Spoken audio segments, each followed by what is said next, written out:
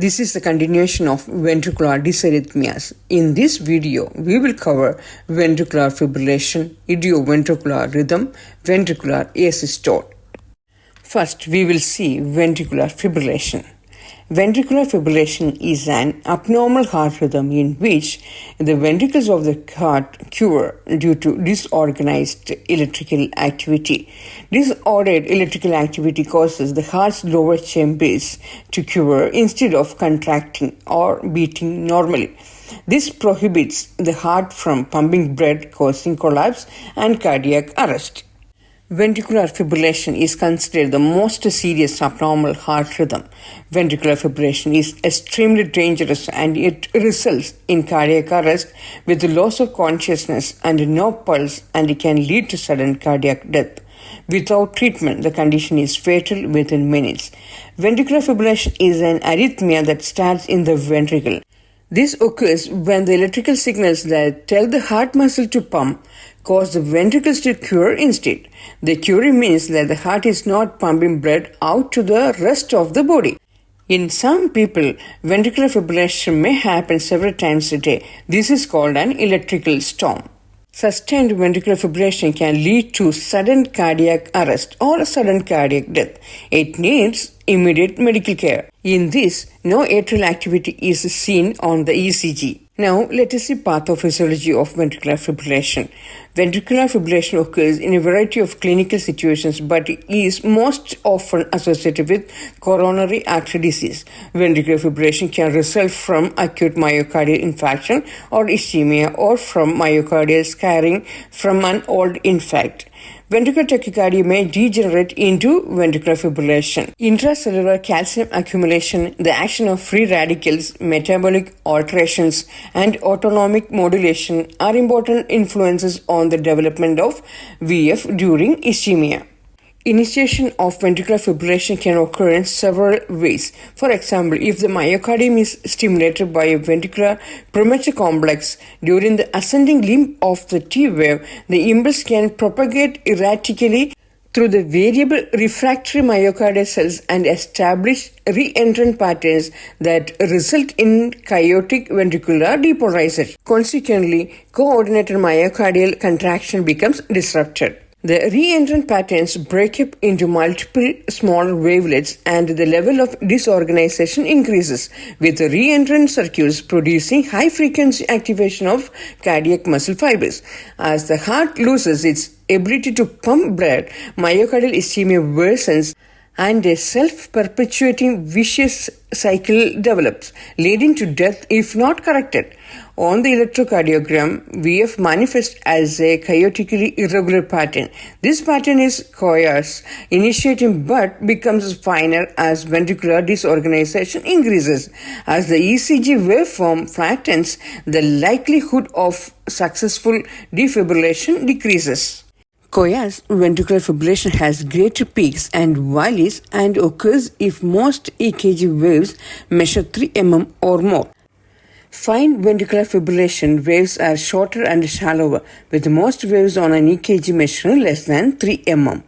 In short, ventricular fibrillation is the result of numerous re-entry circuits causing rapid and chaotic ventricular contraction.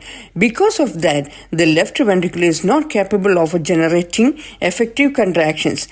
This results in circulatory collapse, loss of consciousness, and sudden cardiac arrest. Stages of ventricular fibrillation. First one is electrical phase. In this phase, the heart cells are functional and contain adequate oxygen to form and transmit impulses. The transmission, however, is not organized. Resuscitation can be achieved by defibrillation shock. Next is circulatory phase. In this phase, the cells are sending impulses, but there is a growing lack of oxygen. Reoxygenation is achieved using CPR. The next phase is metabolic phase. This phase is seen 10 minutes post the attack. The cells begin to die because of lack of oxygen. Characteristics of ventricular fibrillation. Ventricular rate will be greater than 300 beats per minute. Ventricular rhythm extremely irregular without a specific pattern. Quiver shape and duration is irregular, undulating waves with changing amplitudes. There are no recognizable QRS complexes.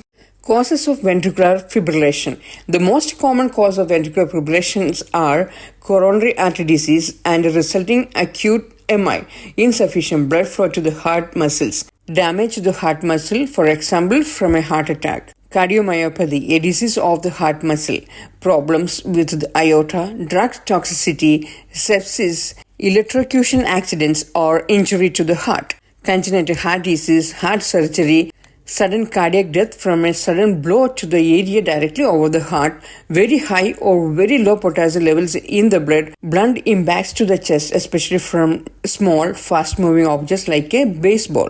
Ventricular tachycardia. Other causes include untreated or unsuccessfully treated ventricular tachycardia, valvular heart disease, several proarrhythmic medications, acid-base and electrolyte abnormalities, electrical shock. Another cause is Brugada syndrome, in which the patient has a structurally normal heart.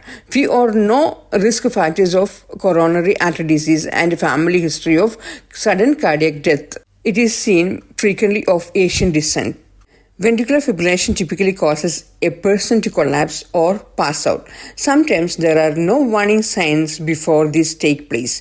If symptoms happen, they tend to appear just minutes before a person passes out. Symptoms often include chest pain, dizziness, feeling lightheadedness and fainting, nausea, heart palpitations, or an irregular or racing pulse, shortness of breath, or trouble breathing. Signs of cardiac arrest. Ventricular fibrillation can cause sudden cardiac arrest, which requires immediate medical attention.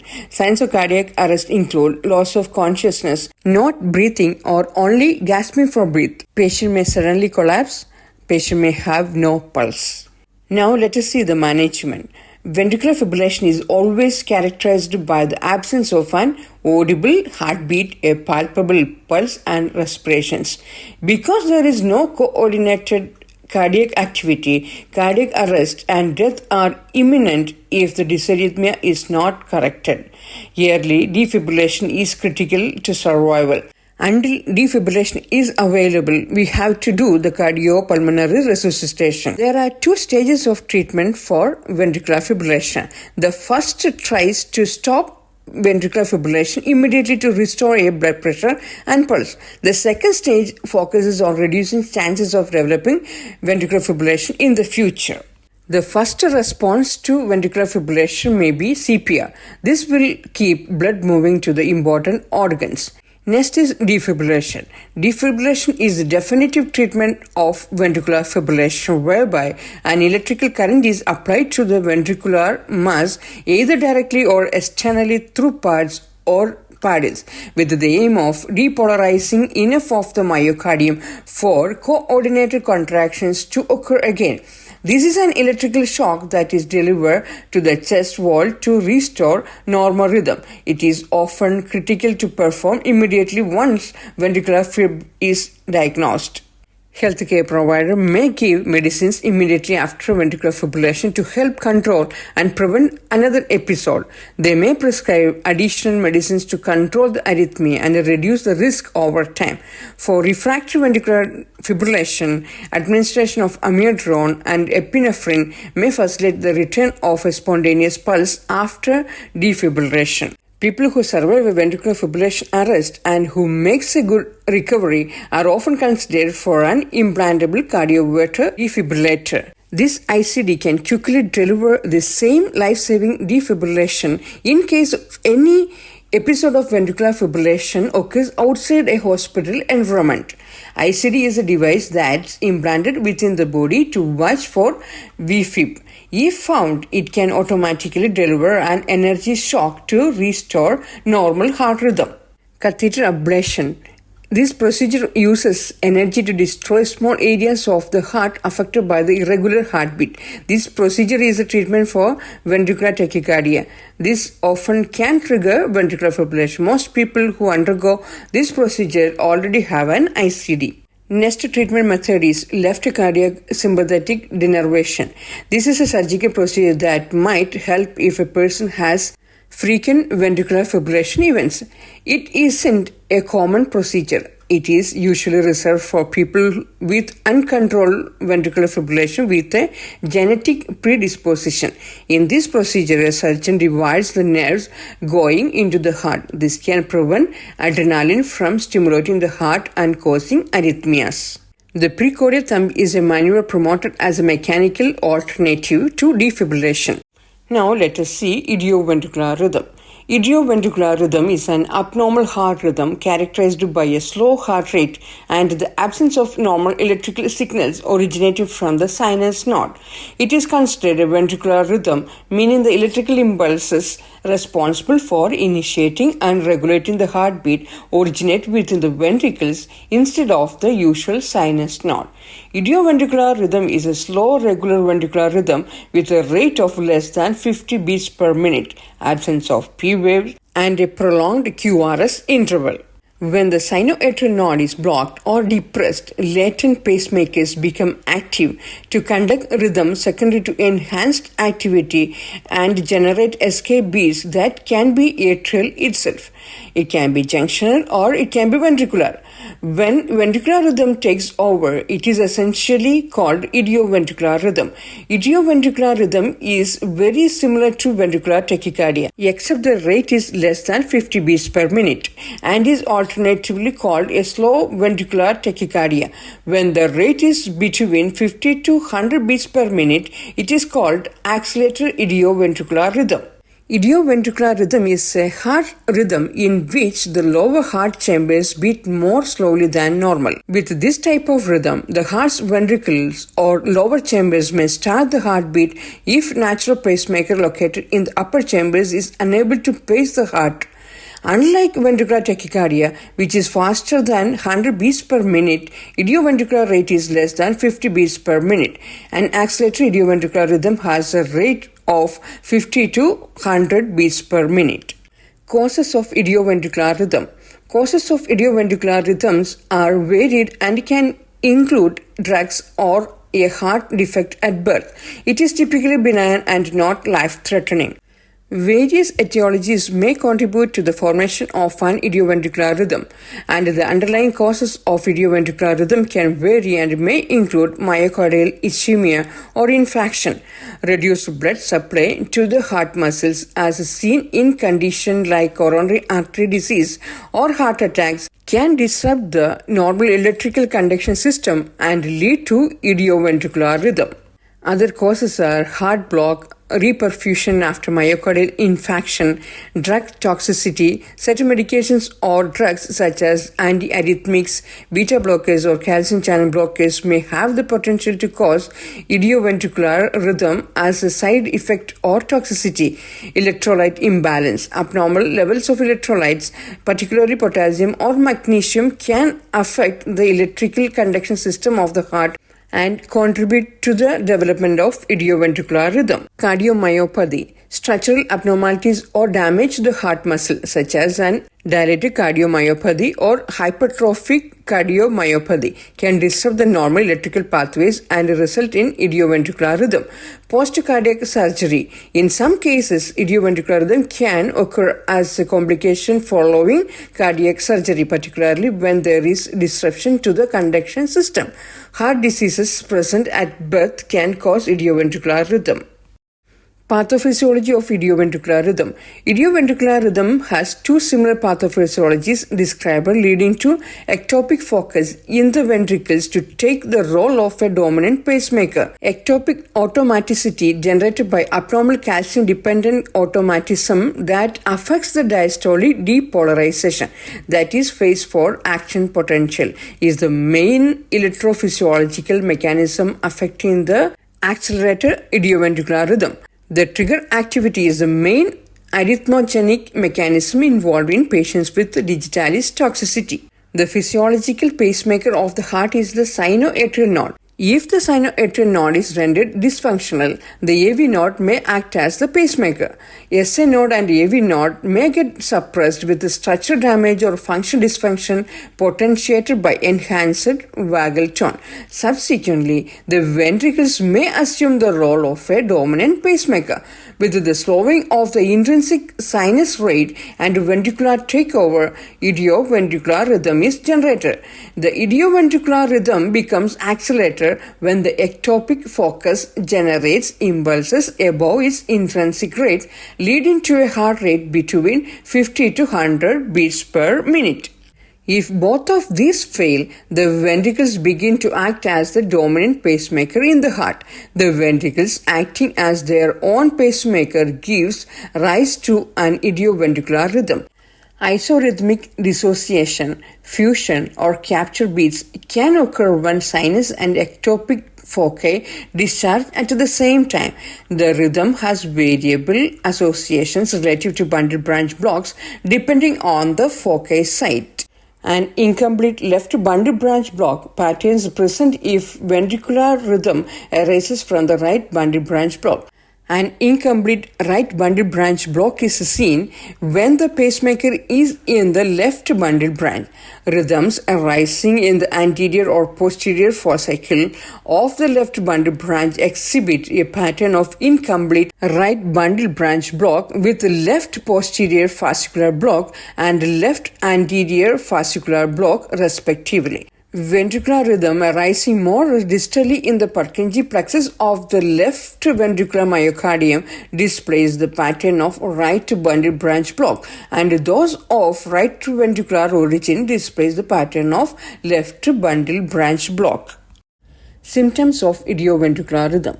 The symptoms of idioventricular rhythm can vary among individuals and may depend on the underlying cause and the heart rate. Common symptoms include slow heart rate. Idioventricular rhythm is characterized by a slow heart rate, typically less than 40 to 50 beats per minute. However, some individuals may be asymptomatic despite the slow rate. Patients may have dizziness or lightheadedness.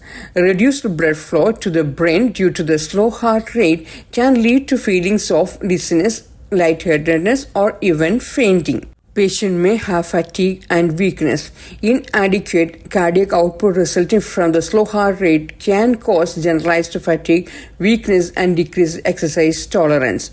Patient may have palpitations. Some individuals may experience sensations of abnormal or irregular heartbeats, which can be attributed to the irregular rhythm associated with idioventricular rhythm. Idioventricular rhythm, also called ventricular escape rhythm, occurs when the impulse stands in the conduction system below the AV node. When the sinus node fails to create an impulse, for example from increased vagal tone, or when the impulse is created but cannot be conducted through the AV node, for example due to complete AV block, the Purkinje fibers automatically discharge an impulse. When idioventricular rhythm is not caused by AV block, it has the following characteristics. Ventricular rate will be between 20 and 40 beats per minute. Ventricular rhythm will be regular. QRS shape will be bizarre and abnormal shape. QRS duration is 0.12 seconds or more. Medical management. Idioventricular rhythm commonly causes the patient to lose consciousness and experience other signs and symptoms of reduced cardiac output. The treatment is the same as for asystole and pulseless electrical activity if the patient is in cardiac arrest. The treatment is the same as for bradycardia if the patient is not in cardiac arrest. Management principles of idioventricular rhythm involves treating underlying causative etiology such as digoxin toxicity reversal if present. Management of myocardial ischemia or other cardiac structural or functional problems. Rarely, a patient can present with the symptoms and may not tolerate idioventricular rhythm secondary to atrioventricular dyssynchrony, fast ventricular rate, or degenerated ventricular fibrillation of idioventricular rhythm. In some cases, idioventricular rhythm may cause no symptoms of reduced cardiac output. Eat an overall healthy dietary pattern that emphasizes a wide variety of fruits and vegetables, include whole grains and products made up most of whole grains. Healthy sources of proteins, mostly plants such as legumes and nuts, fish, seafood, low-fat or non-fat dairy. And if you eat meat and poultry, ensuring it is lean and unprocessed. Liquid non-tropical vegetable oils can be used. Minimally processed foods should be used. Minimize the intake of added sugars. Foods prepared with little or no salt. Limited or preferably no alcohol intake. Next, let us see ventricular asystole, commonly called flat line. Ventricular asystole is characterized by absent QRS complexes confirmed in two different leads. Although P waves may be apparent for a short duration, there is no heartbeat, no palpable pulse, and no respiration. Without immediate treatment, ventricular asystole is fatal. Asystole represents the cessation of electrical and mechanical activity of the heart. Asystole typically occurs as a deterioration of the initial non-perfusing ventricular rhythm, ventricular fibrillation or pulseless ventricular tachycardia. Additionally, pulseless electrical activity can cease and become asystole. Pulseless electrical activity and asystole can lead to cardiac arrest. The difference is that with PEA, heart still has some detectable electrical activity. With asystole, there is no electrical activity to detect. Ventricular asystole is treated the same as PEA, focusing on high-quality CPR with minimal interruptions and identifying underlying and contributing factors. The key to successful treatment is a rapid assessment to identify a possible cause, which is known as the HS and TS: hypoxia, hypovolemia, hydrogen ion, that is acid-base imbalance, hypo or hyperglycemia, hypo or hyperkalemia, hyperthermia. These are HS. Next is trauma, toxins, tamponade, that is cardiac tamponade, tension, pneumothorax, or thrombus. It can be coronary or pulmonary thrombus. These are TS. After the initiation of CPR, intubation and establishment of IV access are the next recommended actions with no or minimal interruptions in chest compressions. Asystole is treated by cardiopulmonary resuscitation combined with an intravenous vasopressor such as epinephrine. 1 mg epinephrine by IV every 3 to 5 minutes is given for asystole.